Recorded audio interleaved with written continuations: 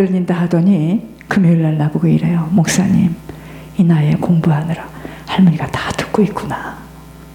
여러분, 내세를 준비하는 거, 후손들을 위해서 중보회개하는 천옥순 권사님이 승리한 인생 아닌가요?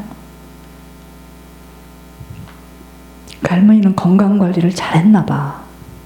깜짝 놀랐습니다. 참 자기관리가 잘 되어졌다고 생각했습니다. 속은 어쩔지 모르겠는데, 우리들은요, 우리들의 인생을 우리들 자신이 가꾸고 변화시키는 일에 온 힘을 다해야 합니다. 겉사람이 날로 낡아지는 것까지도 내 노력에 달려 있어요. 아무리 연약하게 태어났어도 자신을 만들어가는 것 자기에게 달려 있어요. 우리는 육신의 시간을 주신 하나님의 의도를 잘 깨닫고 심지가 흔들리지 아니하여야 함은 세상 사람들과 같은 인생이 아니기 때문입니다. 세상 사람들은 연약하고 힘들면 의지할 자식한테 가면 자식한테 기댑니다. 나쁘지 않아요. 뭐 할 건데요? 그때부터. 내가 없다고 없는 것이 아닌 거예요. 나이가 들었다고 모든 것들이 끝이 난 것이 아니에요. 어떻게 우리들 자신을 변화시킬 것인가를 생각해 보아야 합니다. 나이가 들면 쇠약해지는 육신 때문에 모든 것들이 자신 없어지고 지난 일들의 후회함으로 한스럽고 젊어서와 같이 움직여지지 못하는 일들에 안타까워 힘이 빠지는데 당연한 이치기 때문에 놀라지 마세요. 그럼 젊은 사람이 계속 늙은 사람이 늙지도 않고 있다면 그건 더욱더 무서운 이야기입니다. 늙는 것은 당연한 것이고요. 언젠가는 그 누구도 아버지 앞으로 돌아가는 시간들을 남겨두고 있는데 어떻게 그 시간을 잘 활용하여 천국을 준비하는가만이 중요한 일이에요. 이 땅의 연장 시간이 하늘의 시간이기 때문입니다. 죽음은 천국이 열려지는 시간이므로 이사 가는 거예요. 이사 가는 것입니다. 이사 준비를 잘해야 합니다. 하늘에서 주시는 아버지만이 주실 수 있는 평강으로 마음들을 빼앗기지 않을 수 있는 것은 이게 지금 이사가는 준비 1번인데 하나님 신뢰할 때 마음이 안 뺏기는 거죠. 코로나 하나, 그럼 진짜 미사일 쏘는 전쟁 오면 그 순간 듣는 순간에 다 그냥 듣는 순간에 놀라서 심장이 먹고 마비로 죽어. 그러겠네요. 미사일을 지금 쐈습니다. 북한에서 쐈어요. 지금 괌까지 왔습니다. 그럼 우린 그 이야기 듣는 순간에 이제 곧 죽었구나 하고 심장이 그냥 탁 멎습니까?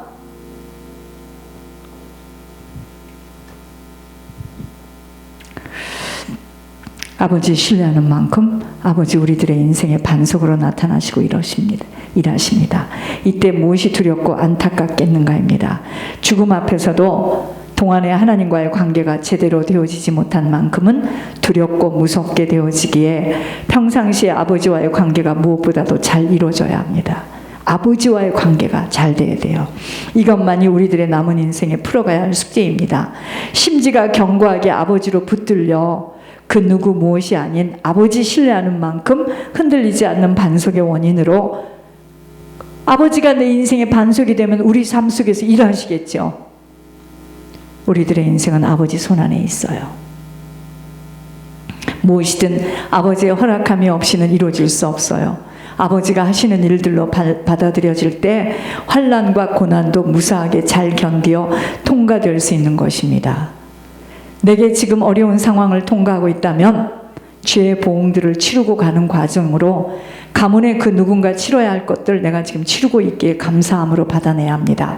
내가 지은 죄 내가 치르지 못하면 내 후손들이 갚을 텐데 좋겠습니까? 아니면 그 누군가 후손들이 치러야 하기 때문입니다. 내가 뿌린 것들을 치르는 죄의 보응의 순간이라고 알아차릴 때 모든 것을 순수하게 받아들여지게 되는 거예요. 세상에서도 힘들 때 그 사람을 알아보는 것처럼 사람은요 좋을 때는 다 좋습니다.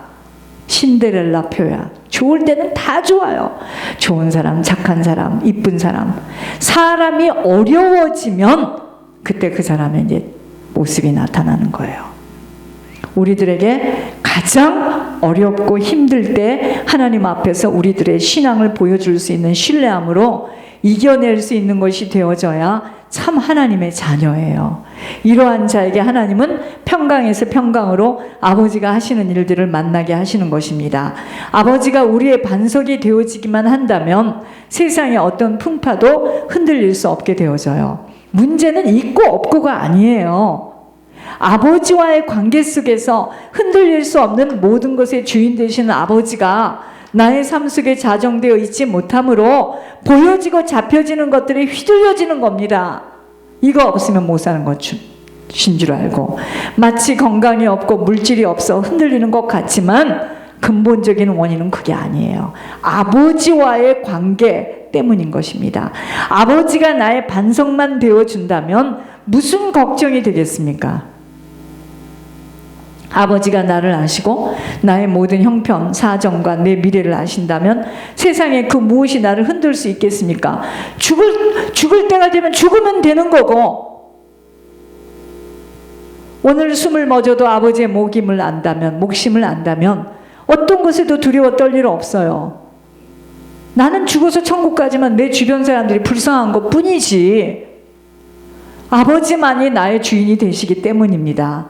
우리는 하나님을 절대 신뢰하지 못하고 있음을 이번 전염병 사건으로 인하여서도 두려워함을 보면서 어떻게 우리들의 영혼이 천국 가는 것을 믿을 수 있는가를 생각해 봅니다. 그럼 옛날에 손양원 목사님은 나병들 문둥이 병에 들어가서 입으로 고름을 빨았대는데 그 사람은 10번 죽어도 죽었겠네요. 그러니까 우리가 괜히 그러면 손양원 목사가 그랬으니까 나도 오늘 한번 해보자, 그 얘기가 아니고요.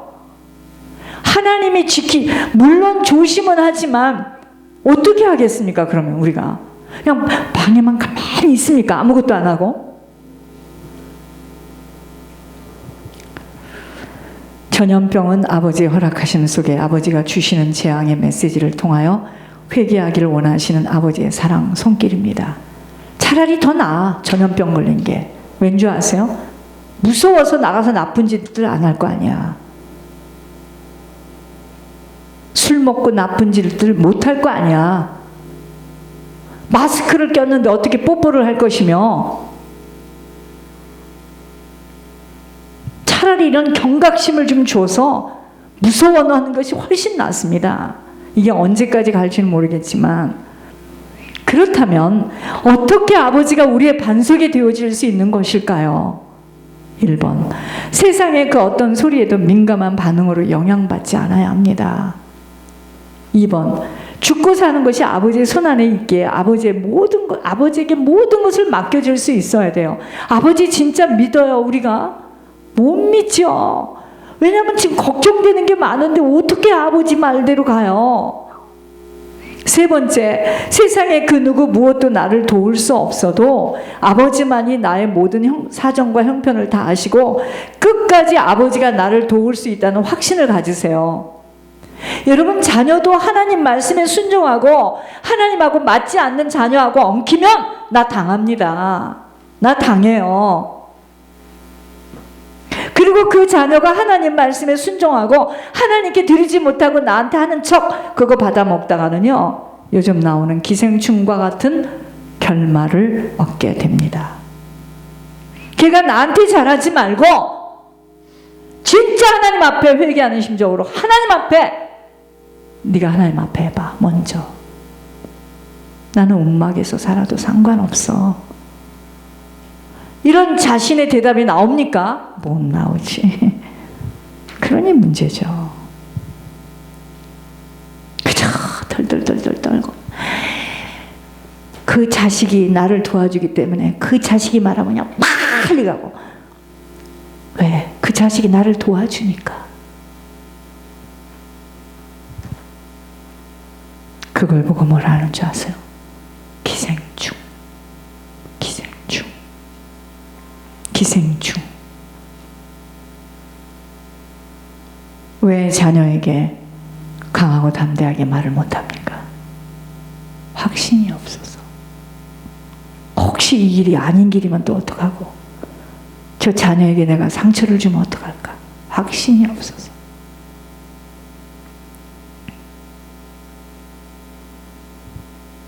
네 번째, 땅의 시간을 불안해하거나 두려워하지 않고 아버지에게 간다는 소망으로 모든 것에 한계가 있는 육의 시간을 안타까워하지 않는 것입니다. 다섯 번째, 아버지와의 관계에 대한 깊은 신뢰를 쌓아 올리는 일에 투자되어져야 합니다.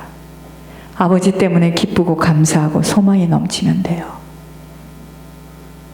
잘 나가는 자녀가 나를 도와준다는 말에 기쁘고 소망해서 그걸 한 자락 뒤에다 다 깔고, 나는 아니라고 하지만 하나님은 네 속이 다 보인다 그래요. 네 고름 속 같은 네 속이.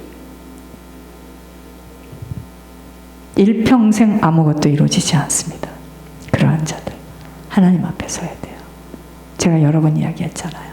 내가 우리 부모와 손을 잡고 관계를 가졌다면 저 이렇게 안 살아요. 잘 삽니다. 나도 한몫 받아서 했겠죠. 전 기생충으로 살고 싶지 않았어요. 난 이상하게 어렸을 때부터 그랬습니다. 난 받는 건 별로 좋지 않았어요. 그러므로 아버지가 원하시는 일들을 잘 순종하며 지켜나가는 일에 먼저가 되어져야 합니다. 우선이 되어져야 돼요. 아버지의 뜻을 이루는 일에 되어져야 돼요. 여러분, 정말 우리가 하나님 신뢰합니까? 심지가 견고한 자를 하나님은 찾으셔요. 심지가 견고한지 아닌지, 아닌 상황, 이상한 막 상황으로 우리를 막 끌고 가고 우리를 막 돌려봅니다. 세탁기에 막 그 옷 돌아가듯이. 그때 아이고 어지럽고 아이고 죽겠다 곧 죽을 거야. 그럼 죽든가. 살 만큼 살았으니까. 거기까지밖에 못 쓰임 받아요.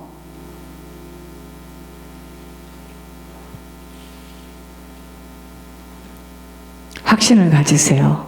나의 겉사람은 쇠하여져도 나의 속사람은 아닙니다. 서울대학에 그런 의사가 지금 있대요. 암이 걸렸는데 암병동을 다니면서 진단하고 나는 끝까지 살 거야 이러면서 암과 싸우는 사람이 있답니다. 여러분, 생각 차이예요. 나는 정신이 이상하고 치매인가 봐. 나는 정신이 오락가락해. 그럼 난 점점 오락가락합니다. 아니야. 나는 끝까지 하나님이 하시는 일을 보고 갈 거야. 그리고 수 없는 영혼들을 건져낼 거야. 더 이상은 우리 가문에서 한 사람도 못 끌려가. 이런 확신으로 버텨야 됩니다. 그러면 어떡하죠? 사선 끝에 가서 이제 곧 여기서 뻥 하고 떨어져 죽게 생겼어요. 거기까지 하나님이 나를 끌고 갑니다. 이러면도 네가 나를 믿느냐? 근데 거기까지 가는 과정에 믿음의 시련이라는 훈련을 겪어봤어야지. 한 번도 겪어보지를 않았으니. 그러니 막 요동하는 겁니다. 제가 왜 금요일날 그런 카톡을 날렸습니까? 채무 갚어. 본인이 들을 때는 황당한 이야기입니다. 참 그 본인이야말로 모든 거 하나님께 드리는데 어떻게 채무를 갚어? 하나님 당신 보고 있어. 저는요, 제가 또 말씀드립니다. 제가 제일 싫어하는 사람이 누군지 아세요? 금전 문제에 흐린 사람이에요. 아주 싫어합니다. 하나님도 싫어합니다. 제가 왜 지금 하나님께 예전과 같은 말을 못 듣는 줄 아세요? 예물이 떨어졌기 때문이에요. 그러나 어느 순간 내가 놓쳤어요. 죽을 것만 같아서. 육신은 어떻게 편안해졌는지 모르겠지만 하나님 기뻐하지 않아요. 나는 말이 앞뒤가 안 맞고 금전관계 속에서 약속 못 지킨 사람 제일 싫어합니다. 아주 싫어요.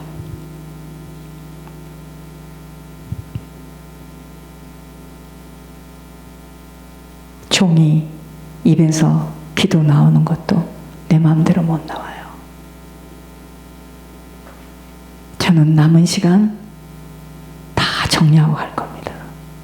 이거 정리 안 하면 후손들이 그 빚도 받아요.